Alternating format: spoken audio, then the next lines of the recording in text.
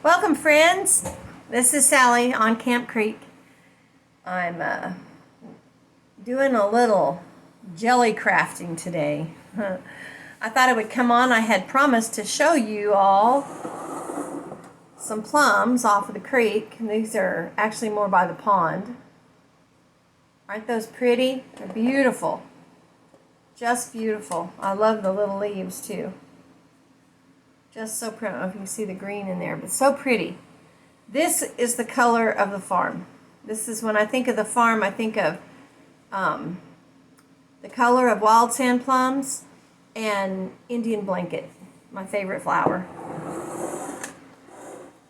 So a little wildflower. I'm sure everyone's seen that. It's orange and yellow, and then the stem's kind of deep green, and they only get about this big, about the size of a quarter, and they grow all over the place with all kinds of other wildflowers until the cows eat them. But they're pretty. And one year I collected seeds from Indian blanket all over, everywhere I went.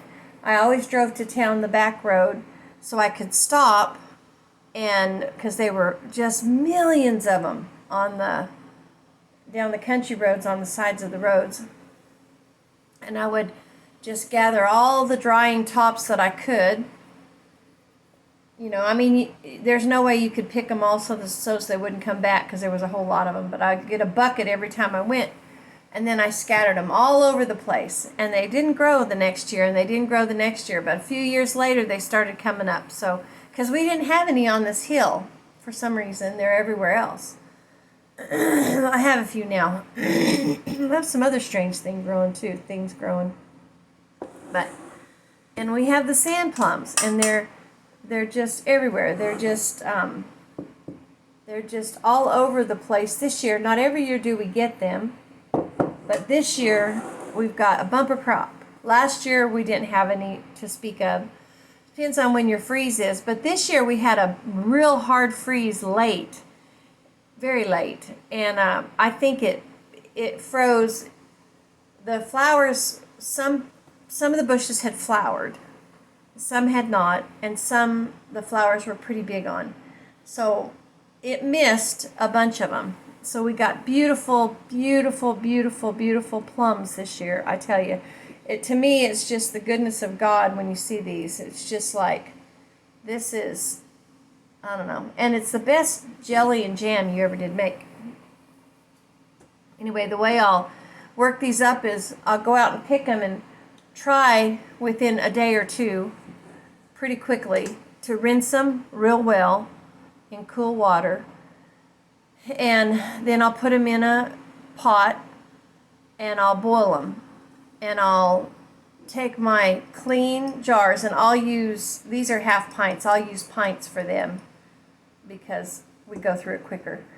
And you boil your jars in your water pot, and I boil mine 5 or 10 minutes. You don't have to boil them that long, but I just do. And you pull the rack out, let them cool a little bit, take the jars out, set them on a towel, make sure all the water's out, and so they can kind of steam dry. And then you've got your plums boiling, and when they get soft and mushy, I put them through a sieve, and I push them down with a coffee cup or something through that sieve. They make a tool for it, but I don't have one. My mother had one I used for years, and somehow in the back and forth, it went away from me. But a fruit jar or coffee cup through a sieve works just fine. And then for the plum butter or plum jam, you want all the innards. You want all the insides. You don't want the outside, and you don't want the stone, of course, but you're squishing all the insides out, so you get all that pulp, and you squish it. And then you take that, and I think it's 5 or 6 cups. That's what you make your butter out of. Now, if you're making jelly, you put it all in a old tea towel or a piece of muslin or something, and you hold it up. I usually put I have a old broom handle or dowel rod or piece of something, and I tie that cloth to that and I hang it over a bowl and I just let that clear liquid drip. So the old ladies would say the clearer the better if you're making jelly. So you don't want to squeeze it because you don't want the pulp in that. You want clear jelly. You want it to be clear like this, which has not gelled. That's another story. So then that's what you use to make your, what you render is what you use to make your jelly or your butter. And then you just follow directions on the Sure-Gel. You know, you put your Sure-Gel or whatever pectin, if it's powdered, you put it in, you mix it up. I put a pat of butter in there to keep some of the foam down. You know, it forms a foam on top, you know, like the spirit of the sailor, you know. Well, okay. It's a story my mother used to tell. When you go to the ocean and the foam is everywhere, that's the spirit of the sailors who've died at sea. Yes. And the mermaid will sit on the rock and mourn the sailors as she sees the foam rise up. She mourns the death of the sailors. And anyway, it makes you not want to get in the ocean because you get all them sailors' spirit on you. So, okay, you're going to scrape the sailors off. That's how we put it. You're going to scrape the sailors off the top of the jelly. So you've got your jars all ready, and they're still warm. And you're going to scrape the foam off. You're going to take a dip of that with your funnel. You're going to put it in carefully because it's real hot. Don't want too much, don't want too little. I generally go up to this line. Some people say that's too high, but I've done it for a long time. It's not giving me any trouble, so that's how I do it. And then you take your warmed ring, your flaps that you've had setting in hot water. You put them on. You wipe your jar lid off. You put your ring on, or your flap on. You put your ring on. Screw it tight, but not too tight. Set it aside.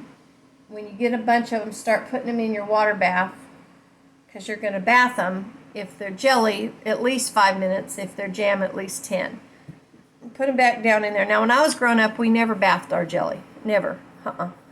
You bathed things that you you didn't have to can, so that they would seal good. But now all the instructions say to bath them, so that's what I do. So you bath them and pull them up, set them aside, don't mess with them, wait to hear them pop. When they pop, you know they're sealed successfully. Leave them a while still, especially with the jelly, because if you mess with it, you'll lose your gel. And see, this is not gelled yet, and I shouldn't be messing with it.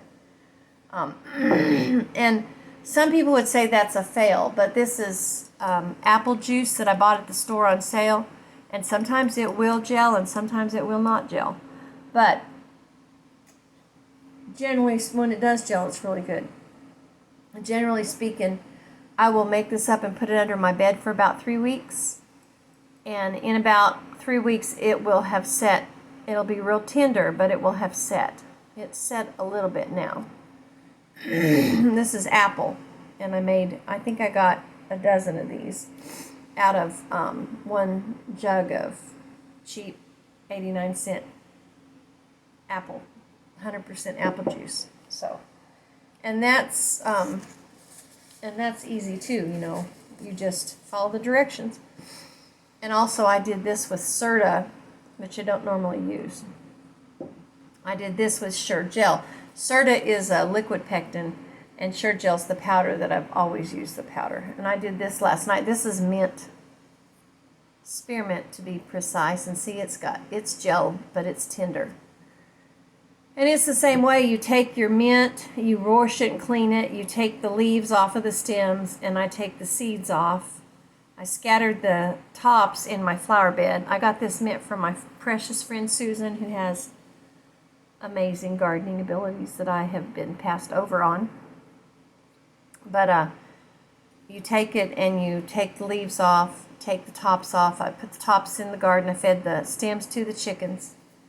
And the leaves I tear up, crush. You can put them in a food processor if you want to.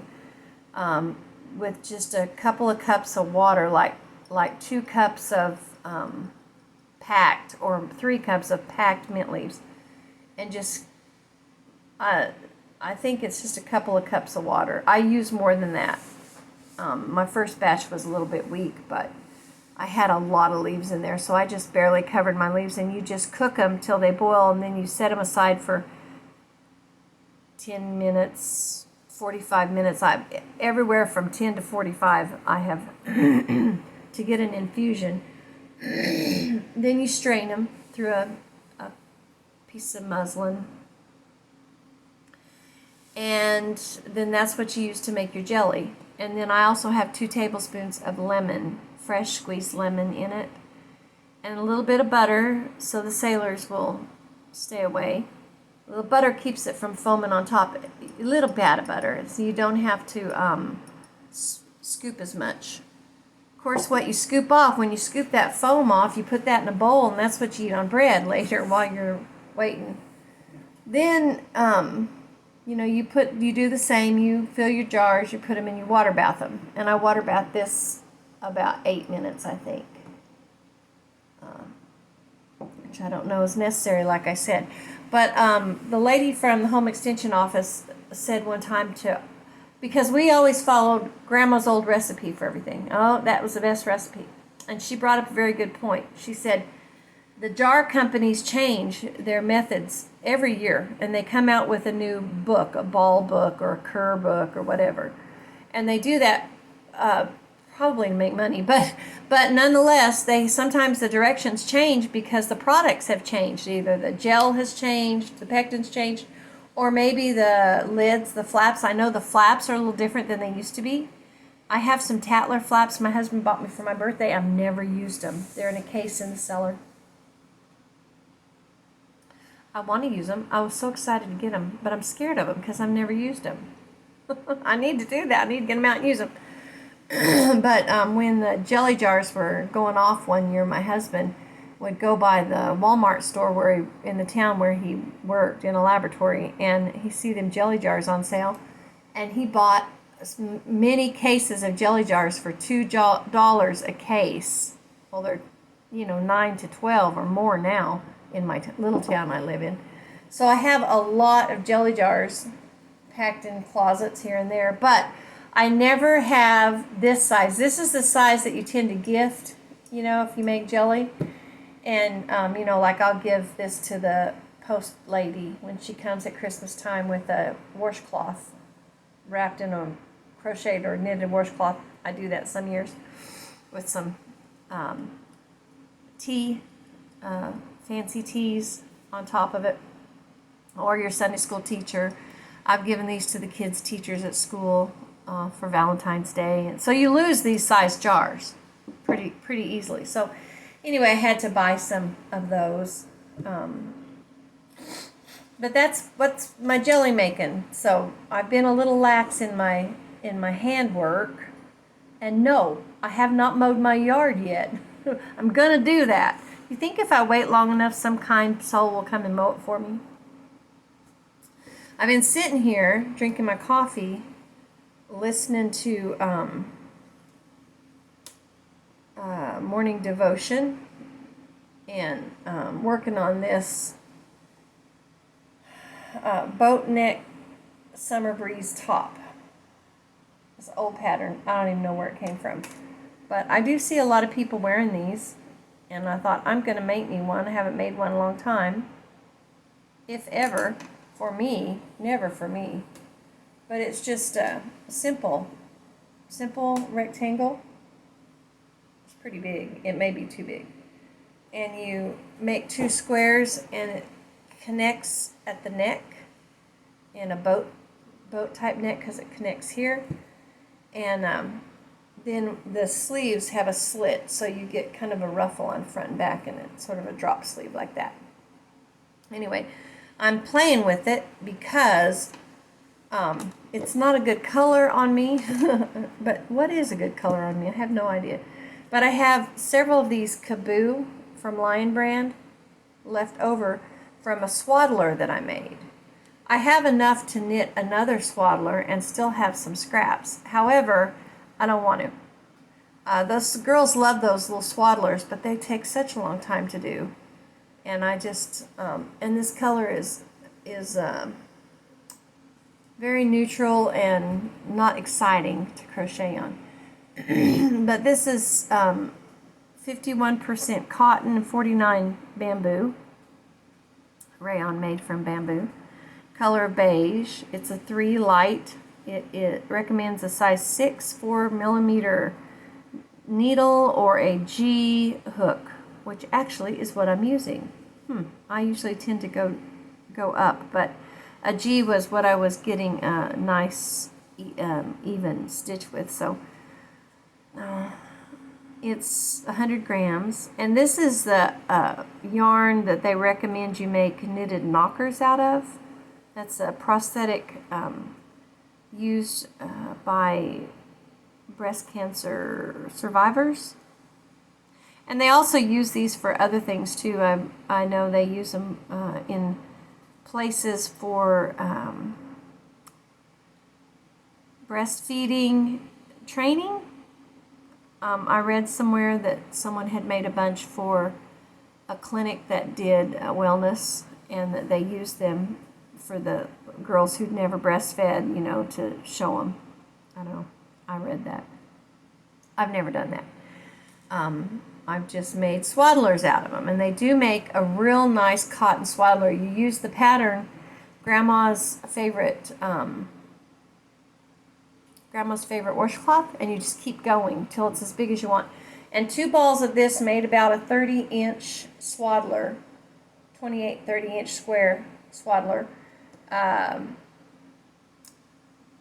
And it stretches, it's cotton, and it stretches so you can swaddle your babies. And I made them for all my girls, and they all liked them. And I've made them, goodness gracious, for lots of people. It's just easy blind knitting, I call it.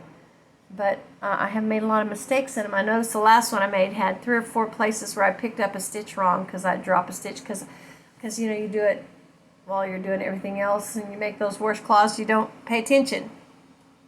Anyway, but it doesn't matter because they're not really made to be pretty. They're made to be serviceable. And if they're pretty, that's nice, but they're generally not made to be pretty. So I will make 2 of these, the length that I want, and I'll put them together at the shoulder. Now, I may put them together with a triangular gusset so that I get a little deeper neck. And to do that, you just make a triangle piece. Easy. Oh, my dog is barking. Just a minute.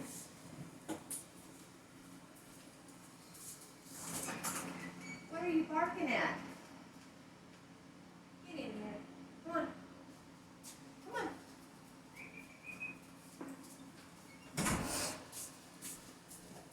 Gotta watch him. Every once in a while someone brings me something from the Ups man and he chases him around his truck because he's not nice sometimes. Anyway, that's what I'm doing today. I've got plums for my sweet ladies at church.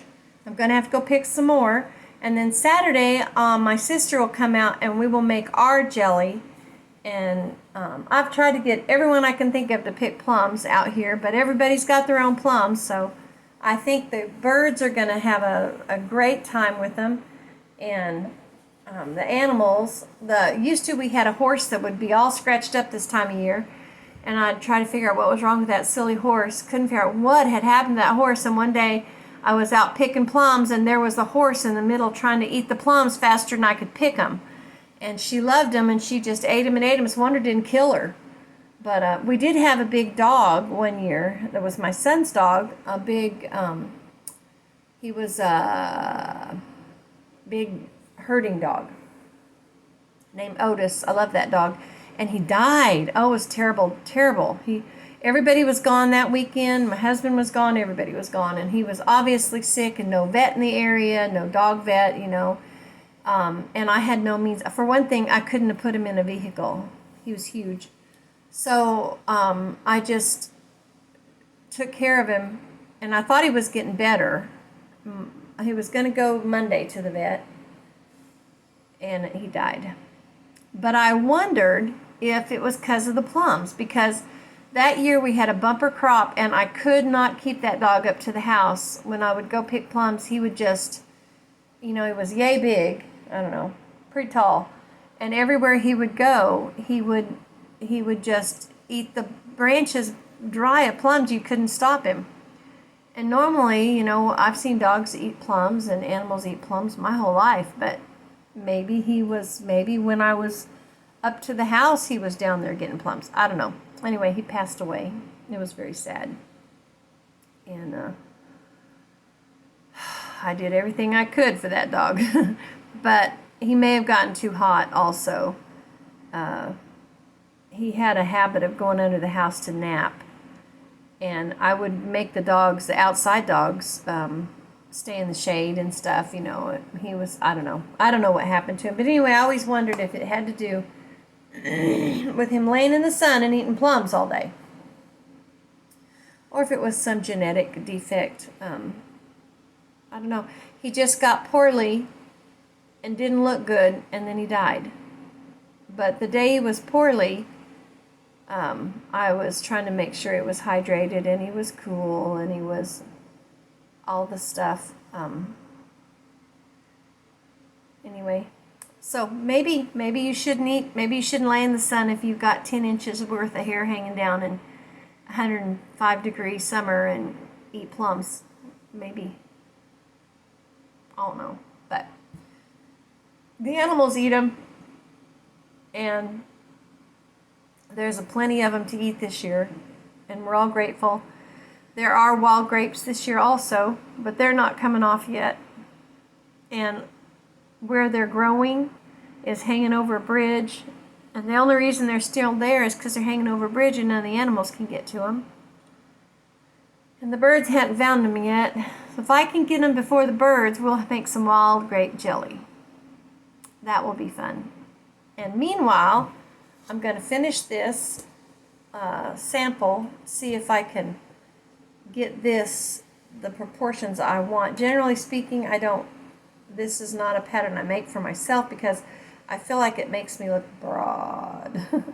But I had this cotton and I wanted to try it. In my stuff that's in timeout, I have a top that is Hobby Lobby. It's Hobby Lobby Cotton Cakes. That's not the name of it.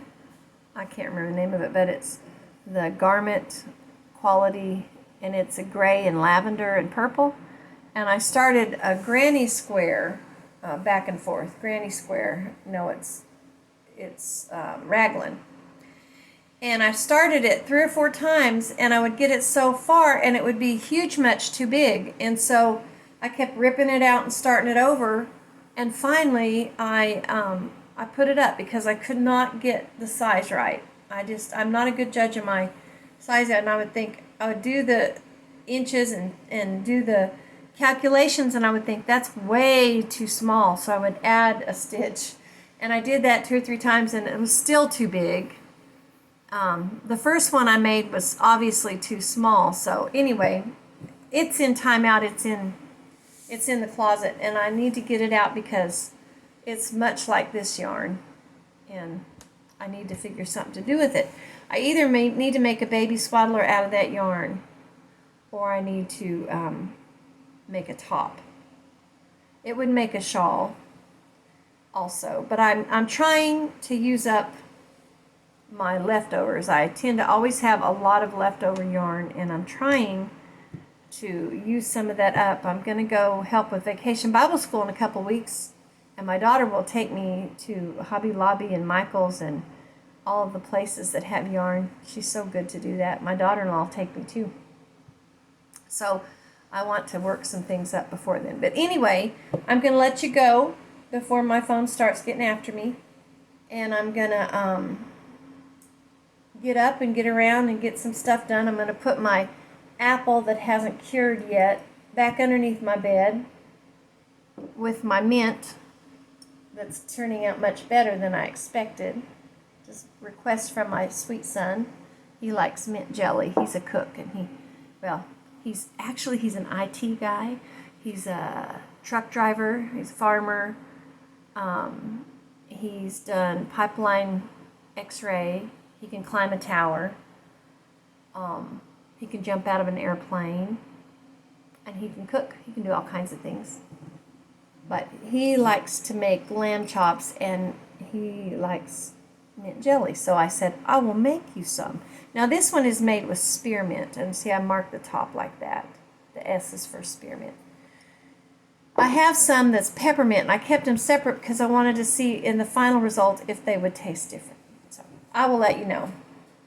And I will catch you in a day or two when I have some plum jelly to share. God bless. Have a great day. Keep stitching.